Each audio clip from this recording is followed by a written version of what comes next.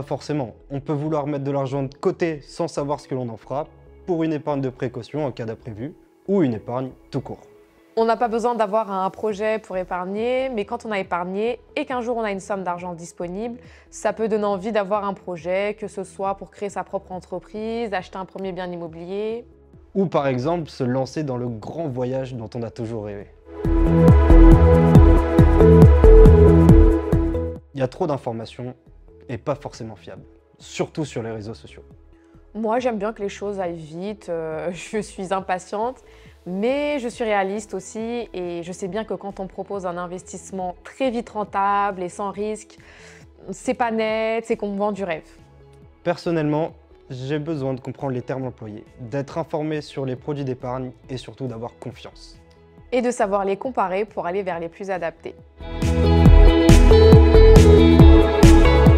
C'est pas si complexe que ça. En gros, l'assurance vie permet d'investir son argent de deux manières, soit en euros, soit en unités de compte.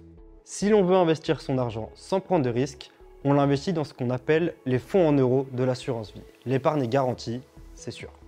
On peut investir une partie de son épargne sur les supports en unités de compte. Là, il y a un risque de perdre ce que l'on investit, mais sur le long terme, on peut espérer une meilleure performance en diversifiant ses placements. Pas besoin d'en choisir l'un ou l'autre. On est aussi libre de choisir d'en investir une partie sur le fonds en euros et l'autre sur les unités de compte. La répartition peut évoluer avec le temps, c'est souple. Et l'argent n'est jamais bloqué. Même si pour récupérer son argent, il est plus avantageux fiscalement d'attendre 8 ans.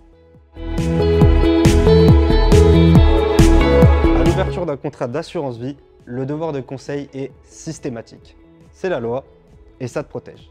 Avant d'investir, le conseiller doit obligatoirement te poser plusieurs questions dans le but de te proposer un conseil adapté à qui tu es et à ta situation. Et c'est pas réservé à une élite. Grâce à cela, il va établir ce qui s'appelle le profil de risque de l'investisseur afin de savoir s'il vaut mieux te proposer une approche plutôt prudente, dynamique ou équilibrée. Et à la fin, c'est toi qui choisis.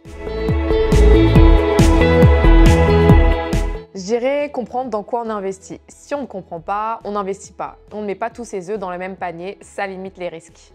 Pour l'épargne de précaution, pourquoi pas le livret? Et pour diversifier et préparer des projets à long terme, pourquoi pas l'assurance vie? Accessible à tous, y compris les jeunes. Flexible, adaptable à notre situation.